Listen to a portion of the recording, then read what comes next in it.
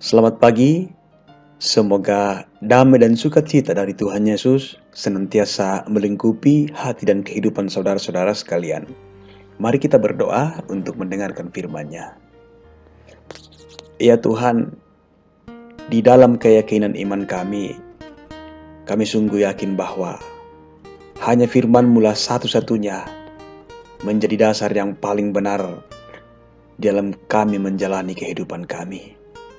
Karena itu ya Tuhan, tolonglah kami, supaya kami terus rindu untuk belajar dari kebenaran firman-Mu, supaya kehidupan kami terus digerakkan oleh firman-Mu, supaya kami semakin memiliki karakter murid Tuhan Yesus dalam kehidupan kami.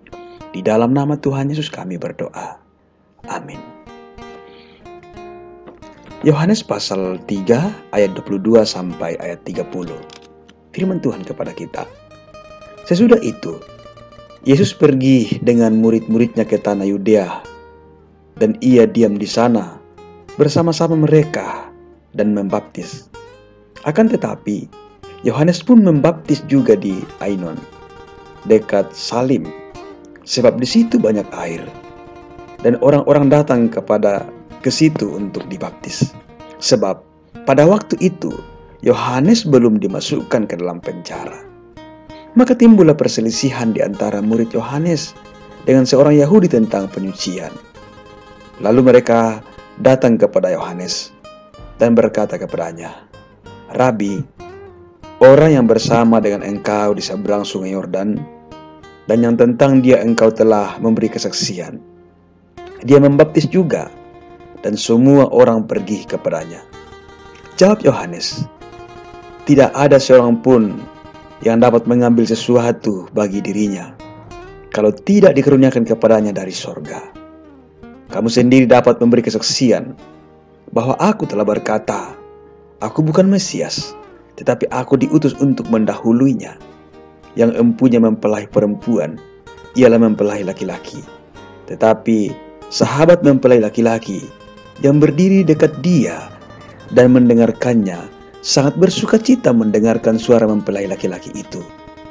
Inilah sukacitaku, dan sekarang sukacitaku itu penuh.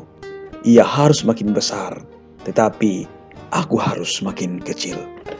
Demikian firman-Nya.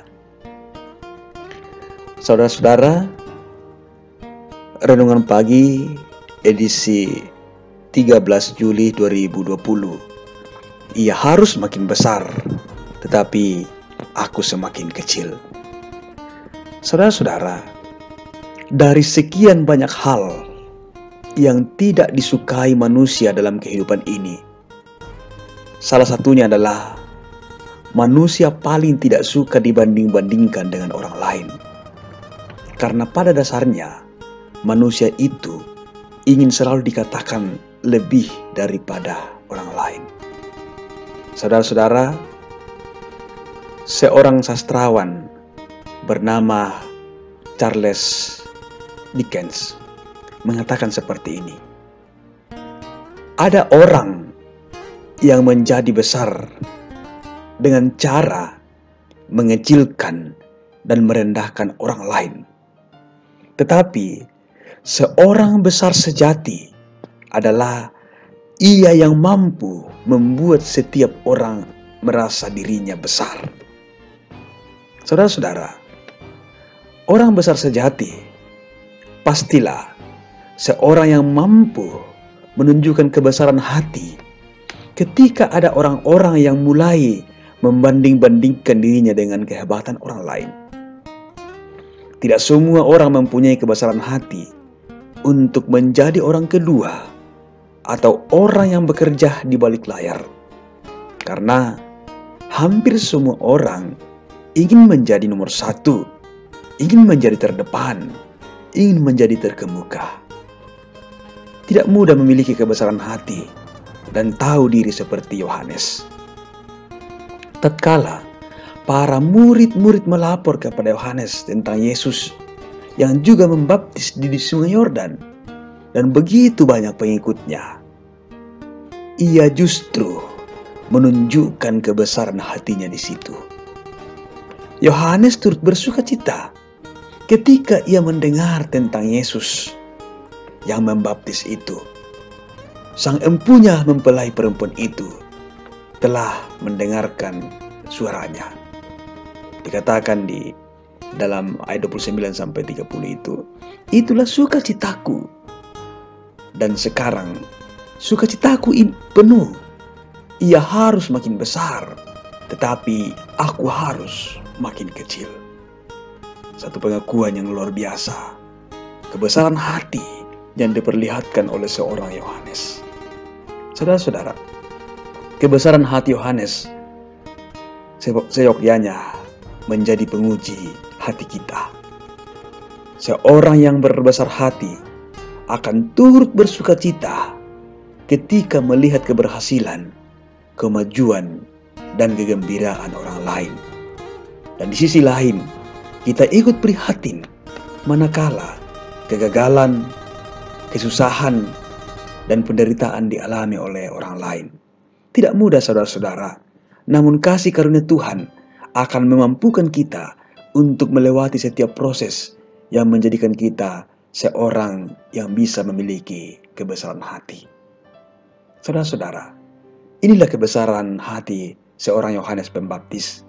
Dia mempunyai kebesaran hati yang luar biasa karena pelayanannya berfokus pada Kristus, bukan pada dirinya. Karena itu saudara-saudara, mari kita belajar menikmati melayani Kristus seperti Yohanes. Dia tidak hadir memuaskan dirinya. Dia tidak hadir sekedar mencari panggung. Dia tidak hadir untuk membesarkan diri dan kelompoknya atau alirannya. Tetapi dia merendahkan diri demi meninggikan Kristus. Kita terlalu banyak menghiraukan diri kita, gereja kita, kelompok kita, aliran kita, pemimpin kita, diri kita sendiri, sehingga tanpa sadar Tuhan Yesus yang kita layani kita abaikan. Biarlah Yesus Kristus semakin dikenal, semakin besar, dan kita semakin kecil. Itu adalah cara terbaik kita untuk melayani dan memuliakan nama Tuhan. Saudara-saudara, manusia yang beriman adalah mereka yang selalu berbesar hati. Mereka yang tahu diri bagaimana memosisikan diri di hadapan Tuhan dan sesama. Tuhan dimuliakan. Haleluya. Amin. Mari kita berdoa.